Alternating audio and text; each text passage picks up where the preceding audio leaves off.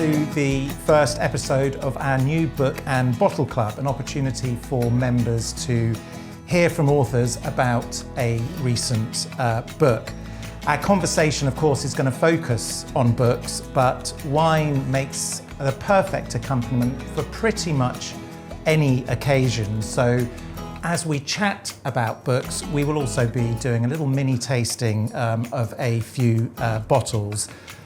For this episode, I'm delighted to welcome Dan Keeling, founder of the renowned London restaurants Noble Rot. His latest book, Who's Afraid of Romanée Conti, is available to buy now, and that's the book we're here to talk about today. So Dan, thank you very much for joining us today. So a bit of a kick-off question. Tell us why you felt this book needed to be written. So the title, Who's Afraid of Romanée Conti, it alludes to this fact that all of us at one point in our lives, or probably several times in our lives, feel quite daunted about the vastness and complexity of wine. And this is a kind of book that I know that I would have wanted when I started off kind of finding out more about wine. And it's a shortcut to drinking great wine, as it says on the subtitle. So very selfishly, over the last few years, I've been able to travel through our business, and we're not just restaurants. We started as a magazine, Noble Rot magazine, started that in 2012. Started 2013 was the first issue was published. And it kind of has given us license to be able to travel to all these amazing wine regions. So I'm probably 6 times a year, I'm going to the different wine regions, and some of them are places that we go back to regularly, like Burgundy, we import quite a lot of wines from Burgundy, but others are completely new to me, and I kind of am able to go. If you go somewhere new with an open mind, you can always come back with like some great new producers. So for example, in the book, I didn't know anything about Swiss wine, so got on a plane to Switzerland and kind of started learning a little bit about Swiss wine. Same with Chianti. I thought that Chianti was kind of technically made commercial wines, but went to Chianti Classico and met people like Tenuta di Caglione who make kind of these amazing sensual Sangioveses. So there's a lot of lesser known wines in this book. And I wanted to kind of give them a bit of a platform and tell the stories of the winemakers. It's not going to explain what Chardonnay is and Sauvignon Blanc. It's not like a beginner's how-to book. It's more a story delving into all these different wine regions. It goes from Chin Chin, which is our house wine, and how do you find a really good house wine, a good cheap wine? That's the holy grail, really. But it goes all the way up to Romanée Conti, which is this icon of Burgundy, the most fabled wine in the world. And I kind of got into wine, and I think like a lot of people who get into wine, we all wonder about, well, what is the top of wine? How can it be? And so that was kind of part of the idea as well, to get to Romanée Conti somehow, and then find out how all the other wines that I've discovered and loved, how they fit in between kind of the cheapest wines and the most kind of prestigious wines. So there's a real sense, I mean, you get it when you read the book, that it was inspired by kind of your thirst for curiosity and discovery, and having a more sort of moderate or modest history in wine. I guess that's also given you license to be quite bold in the style and in the way that you write, which I think has been one of the great things about the Noble Rot magazines, about the book that you wrote with Mark as well, and of course Romanée Conti. It's your second book. Do you feel that moving forward, having that curiosity and boldness, will it become more and more difficult, or do you think it will become easier because the world of wine is so vast? No, I think the world of wine is vast. There's something I refer to in the book called negative capability, which is something that the poet Keats talked about. And if you're kind of content with half knowledge, of not always having to clarify and order everything, and just being in the wonder of something, then that's a great thing to have. And I don't think you need to know a lot about wine to enjoy it. And I think a lot of us are convinced by the wine trade, the old wine press, that you kind of feel a bit inferior by it. You don't need to know how a wine is made to really love it, and you don't need to know the scientific facts behind the sunset to enjoy that either. So I hope I can keep the wonder of wine. And I sometimes think to myself, why am I writing about wine when there's so many other things I could write about? But it takes in so many different aspects of life. that I just think it's endlessly fascinating. Absolutely. Shall we?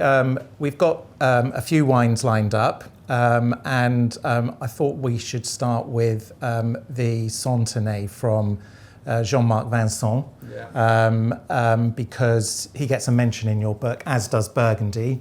But you take a sort of slightly different angle with Burgundy, actually, which I think is really quite exciting, because you talk about new school Burgundy.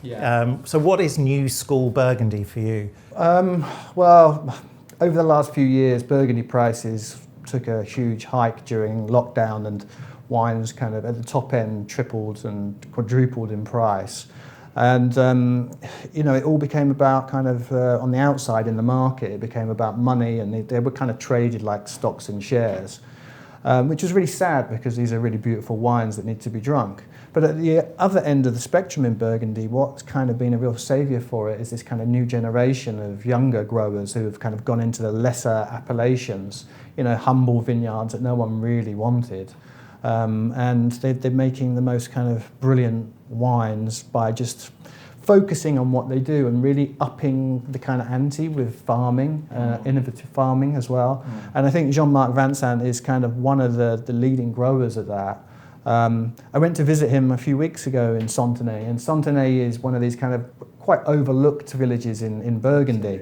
It's not like Meursault, it's not like Pellini-Montrachet, where they've got these kind of prestigious names, and it hasn't got a Grand Cru, say, like Montrachet itself. It's quite funny, because at the end of the 19th century, it was actually a lot more prestigious, and it's a spa town, and it had its own casino, and the wines were much more rated than they are now, but after phylloxera, which wiped out a lot of the vineyards, it kind of put it back. Anyway, Jean-Marc is really putting it back on the map in a big way. And when you meet him and you hear about what he's doing, and the passion and the kind of depth in which he goes into with the winemaking and the farming especially, you can see it really stacks up in the glass. And for the money, they're some of the best value Burgundies that I know. Totally agree, This is called, is it Vendange? So high density. So high density is a kind of a thing in Burgundy farming at the moment. It's a cutting edge kind of technique where they plant more than your usual kind of number of vines in a vineyard per hectare, and it encourages competition between the vines, and you get more intense fruit. He uses other kind of farming techniques. I won't go into too many of them and bore everyone, but suffice to say that the wines are amazing. And for a humble village, Centenay, to get this kind of quality, I think he's really kind of punching above his weight. And if he was to apply those same techniques to something like Montrachet, like a Grand Cru, where growers have no trouble in ever selling a Montrachet, and it's a world-renowned vineyard, one of the most mystical Grand Crus in the world. But sometimes those wines can underperform because growers aren't that meticulous. If he was to do, I would love to see what he would do with Montrachet, for example. But in the meantime, we can drink. We can drink Centenay, which is terrific wine. And as you say, dense vines is the name of the wine, translated into English. And I think that is exactly really one of the reasons his wines have that concentration, because higher density, lower yields, and we know that yields, particularly for Chardonnay and Pinot Noir, the two grapes of Burgundy, lower yields produce so much better quality. And it goes back to following people, following a domain, following a name, because they've taken every effort and step in the vineyard and in the winery. So, cheers. Shall we try this first? This is the 2018, cheers. Which is showing lovely, actually.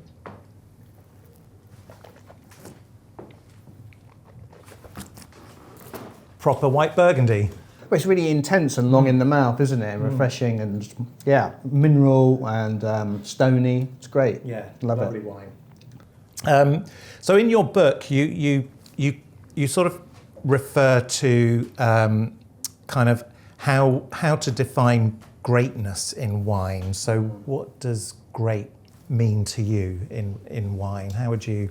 Oh God, that's a really big question, isn't it? Philosophical question. I mean, in that part of the book, what I'm talking about also is related to this, in that people, I love growers that are going into lesser kind of, not lesser known, but they're humble areas. I talk about a guy called Peter Hall who passed away a couple of weeks ago, sadly. He was one of the kind of most innovative winemakers in England, and he was growing wines down in Lewis, down near Brighton, for years, and using kind of obscure grape varieties as well. And I loved the fact that those wines were unique to him. They were very individualistic and characterful, and I think that is a mark of all great wines. A great wine could be defined as something that lasts 60 years and is still youthful, but it has developed kind of all these kind of tertiary kind of characteristics. I think greatness is it's like great people, isn't it? It's like kind of they're wines and people that are completely themselves. And, that could be manifested in so many different ways. I mean, Romanée Conti is a great vineyard. Are all the wines great? I don't know if all the wines are great. I think that sometimes you can have an off bottle, and I think that wines are very much, again, they are defined by bottles, and you could have a case of wine, and everyone's going to be slightly different. So there's no such thing as great wines, only great bottles is an old cliche, but it's a good cliche to use. Yeah. And it comes back to what you referred to earlier, which is actually, it doesn't matter what you know or don't know about wine. Most important thing is, when you have a drink, do you like it or not? You've got a really great chapter in the book about what to pour people who couldn't care less. I think that's what it's called. Yeah. Which certainly from our perspective as the Wine Society, it's something that we try really hard to get across, but actually I think it's always been quite a challenge for a business like ours that has all this heritage, that we can be seen to be a little bit too serious about wine. But fundamentally, if a wine is great, really it's down to you as the drinker. Do I love this wine or not? But what do you serve? How do you approach a big party where you've got people that are into wine, but you might have mates that are kind of looking at wine as just a vehicle for alcohol? How do you go about that? Yeah, I mean, if you're going to pour anything other than just kind of, the most basic wine, I think that you just want your friends or your guests to pay just a little bit of attention to it. And it doesn't have to be long, it's just kind of noticing what's in your glass. And that's kind of like anything in life. If you're got music on, listen to the music, be in the moment. And I think being open-minded to different wines, different ideas, I think that's the kind of what you want. And if people are just, sometimes people just want to come around, have a few glasses and get pissed, don't they? So, and that's fine too. But then don't pour anything more than kind of the most simple wine that you've got. I'm sure we've all got friends who are kind of into stories and just interested in different things more than others. And I think an interest in wine comes down to this kind of keeping an open mind, but having a sense of wonder as well. And not always thinking, what am I supposed to be thinking about this wine? We don't think that when we have a Negroni, and we don't kind of think that about so many other things. We just kind of get on with it. So there's this inferiority complex that's built in with a lot of people, which is long established. Yeah. And I think maybe it's more kind of peculiar to Britain. Yes. Than maybe it is if you went to France and Spain, where it's part of the diet and it's just a much more normal thing. Yeah, absolutely. I think on that basis, let's sort of start to move on to the next wine and, talking about sort of situations and, how wine can, I guess, sort of carry memory, culture, grace. You've picked a Gravonia from the fantastic Lopez de Heredia family in Rioja. And so what do you think makes Gravonia kind of stand outside of time? It's almost like a timeless, iconic name. So Vina Gravonia. Gravonia is the actual vineyard. It's next to the river Ebro, which is just outside a town called Haro in Rioja. The actual producer, Lopez de Heredia, I think kind of one of the great brands in wine. And as I write about in the book, I think most of the time brands in wine are not very interesting. I think they're kind of quite faceless. They don't really have many, well, the wines, by virtue of making so much of it, you don't get to put as much kind of focus on the details. But I think Vina Tondonia and Lopez Teredia stand alongside the likes of Krug, for example, or Chateau Latour as one of the great kind of wine brands. And going to Lopez Teredia, going to their winery, is my favourite wine cellar in the whole world, bar none. I went back again this year, and it's all these it's like a labyrinth kind of maze of all these really darkened chambers, and it's covered in so much kind of cobwebs and so much mould everywhere. And they're one of the few producers, bodegas in Rioja, that during this huge wave of modernisation in the 1980s and 90s, they really stuck to their guns. And they were out of fashion for a long time. But now the kind of fashion has gone back the other way, and people, they want Tondonia and Gravonia wines. What makes them special, I guess, is the wines are very long aged. For example, this spends 10 years in the cellar, 4 years in oak barrels, and then 6 years in the bottle before they even release it. So it's like one of the greatest value wines I know, fine wines. I mean, it's got such complexity to it from that long aging. And when you go to visit them, and sometimes they'll open some old bottles from the cellar, and there's a friend who owns a restaurant in the town which they go to that has old bottles too. You can drink amazing wines from the 70s and the 50s. We had a 1954 which was still so fresh the other day. 1971 white, 1970 white. They seem to be quite bulletproof, these wines, unlike a lot of white wines that are made today, which can have problems after only a few years.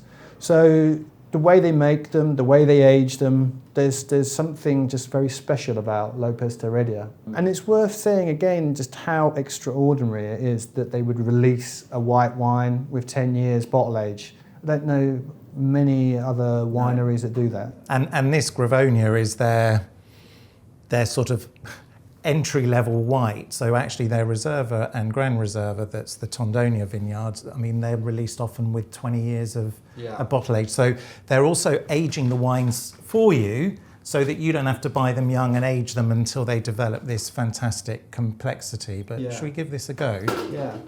I mean, this wine could be left in the cellar for decades. It's just so distinctive, isn't it? It's amazing. Do you see any similarities or differences between working in wine versus working in music?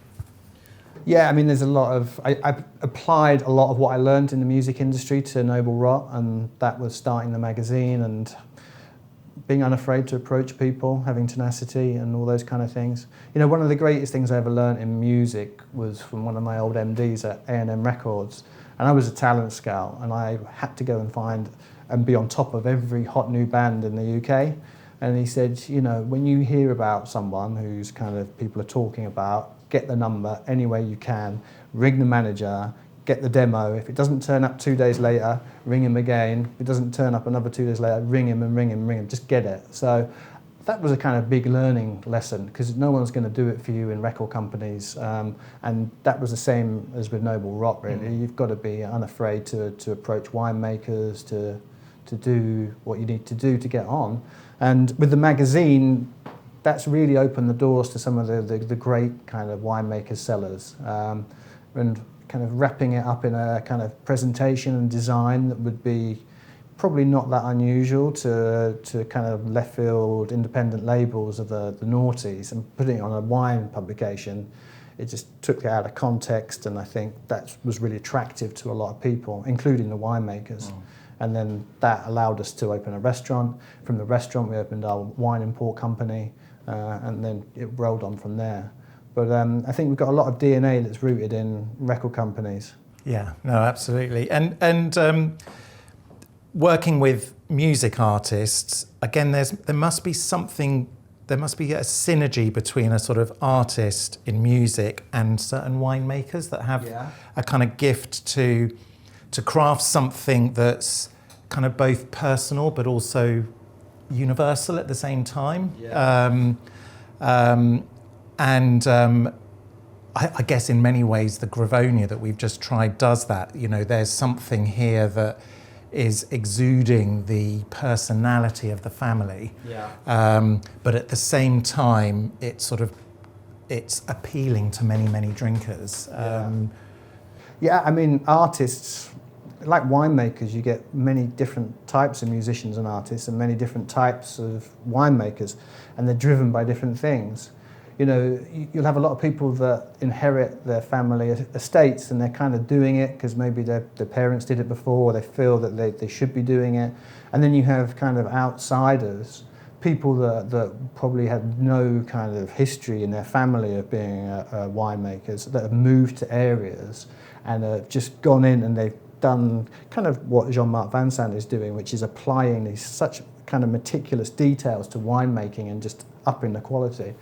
So yeah, I mean so one of the bands that I signed at Parlophone was Coldplay, and dealing with Chris Martin, especially in the first 3 albums, he was very intense, and all he would ever talk about is music and lyrics, and what it was never about football. It was never about anything else.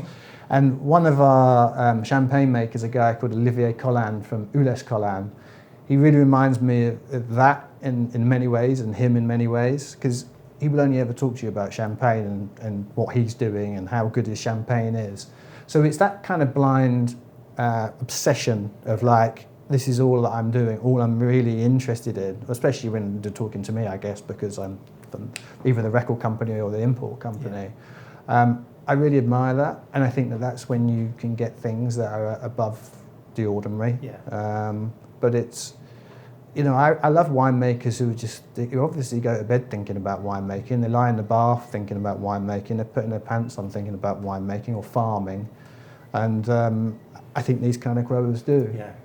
And there are winemakers, many actually, around Europe, Spain, France, Italy, Portugal, who are so obsessed, but actually need people like you to visit them, because sometimes they don't realise how good at what they do, how good they are at what they do. Yeah.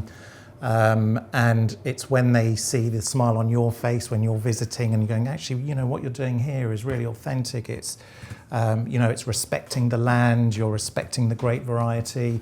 Yeah. And, you know, that's a very kind of exciting part of wine. You moved into wine 2012, 2013. And actually, when I read your book, Who's Afraid of Romanée Conti, what I see is just how much in 12, 13 years the wine industry or wine has changed. So how do you see that? I kind of see it as a big kind of tidal wave of like change that has swept through. And I think when we started the magazine, it was kind of like the most opportune moment possible to start a wine and food and kind of creative arts magazine because of all the changes that were happening. Even when I first started getting much more into wine was probably 2006. And you know, Bordeaux was that was where it was all, what it was all about. It was Robert Parker.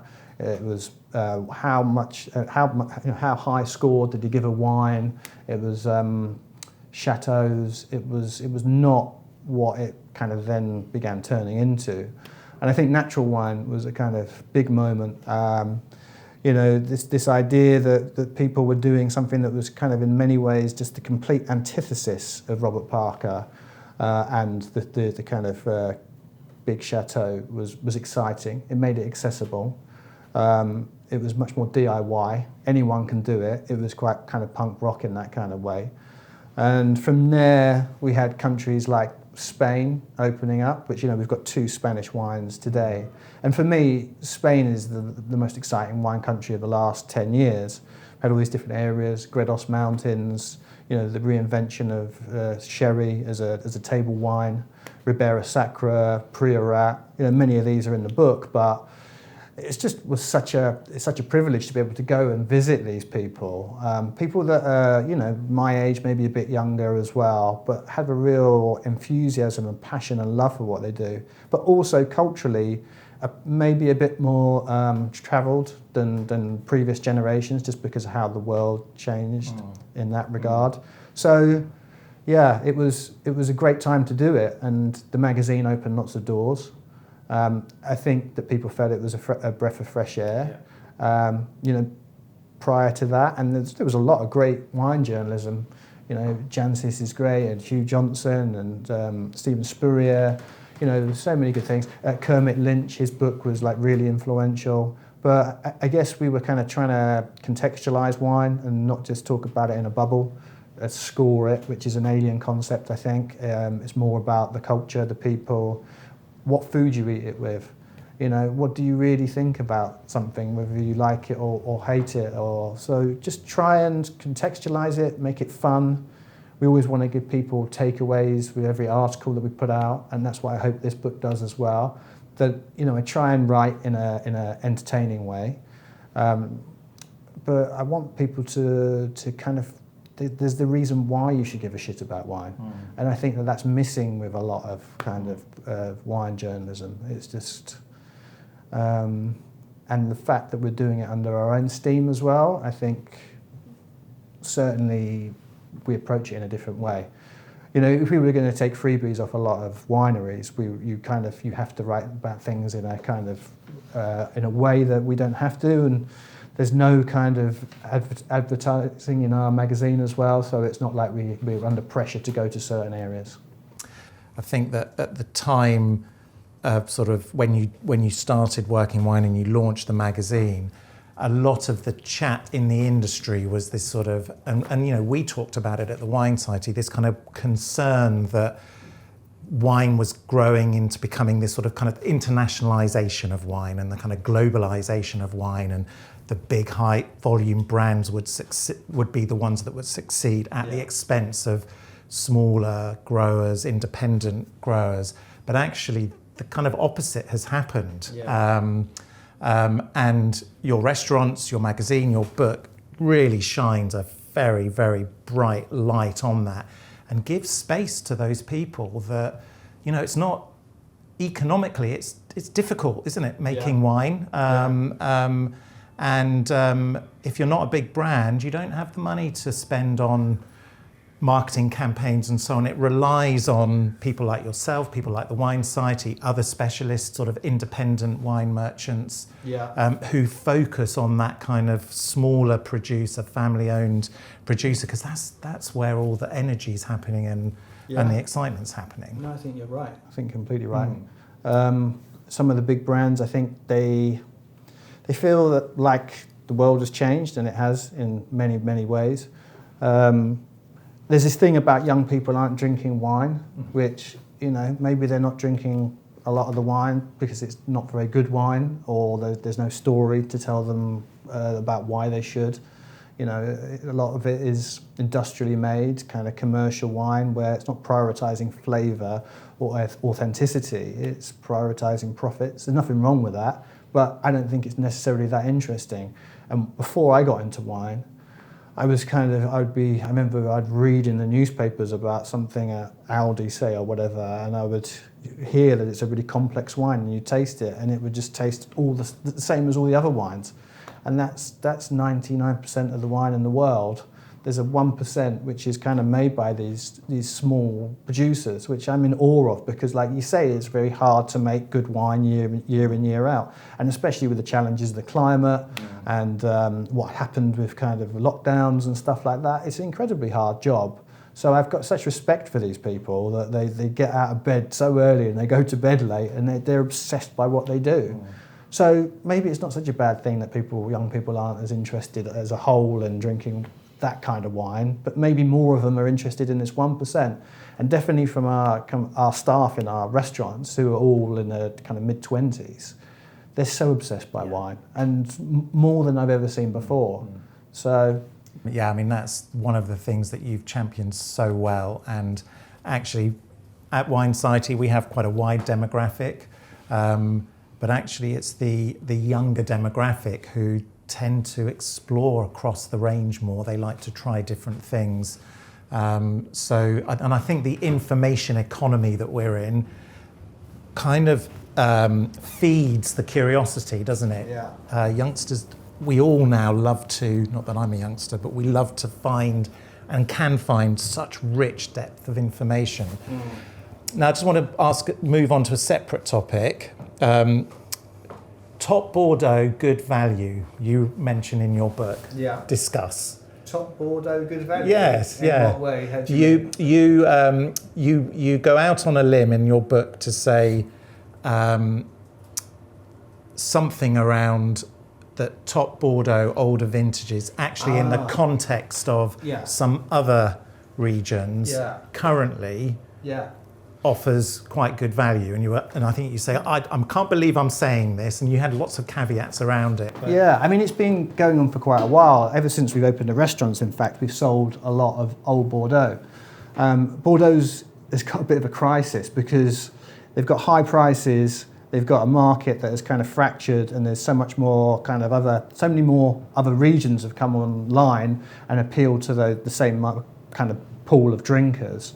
And you can buy Bordeaux from 20 years ago, so it's got the 20 years aging already built in, for probably less or about the same price as the new vintages. Yes. So they're kind of competing with themselves in the past in some ways.